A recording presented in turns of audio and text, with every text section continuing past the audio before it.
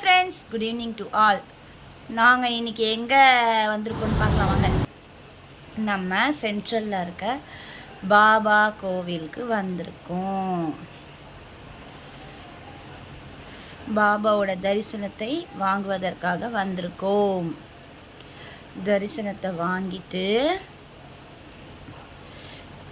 நாங்கள் உள்ளே போனோம். யாரும் இல்லைன்னு நினச்சோம். அப்புறம் பார்த்தா வந்துட்டாங்க. முடிச்சுட்டு அங்கேருந்து வந்து நம்ம ஃபேவரேட் அங்காளம்மனை தரிசித்தோம். ஃபஸ்ட்டு பிள்ளையாரை கும்பிட்டுட்டோம், விநாயகரை கும்பிட்டு முடிச்சுட்டு அடுத்ததாக நேராக அம்மாவை பார்க்க வந்துட்டோம்.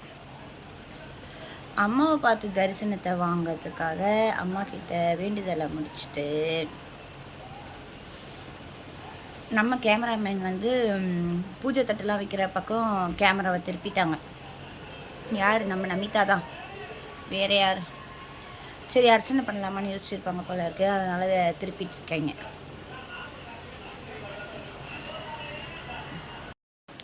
அர்ச்சனை தட்டு வாங்கிக்கோங்கன்னு சொல்லிகிட்டே இருந்ததுனால கேமராவை வந்து அந்த பக்கம் திருப்பி விட்டாங்க.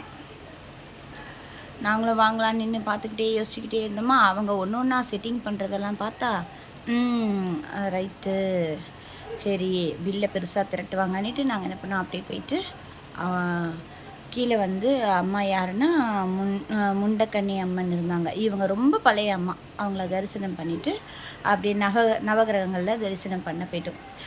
சங்கடம் தீர்ப்பாய் சனி பகவானே, மங்களம் பொங்க மனம் வைத்தருள்வாய், சச்சரவின்றி சாகா நெறியில் இச்சகம் வாழ இன்னருள்தா அப்படின்னு அவரோட மூல மந்திரத்தை சொல்லிவிட்டு அதுக்கப்புறம் அவரோட நமஸ்கார மந்திரம் ஒன்று இருக்குது, அதையும் சொன்னோம். நம்ம அந்த நமஸ்கார மந்திரத்தை அடுத்த லைவில் சொல்கிறோம். ஓகேவா?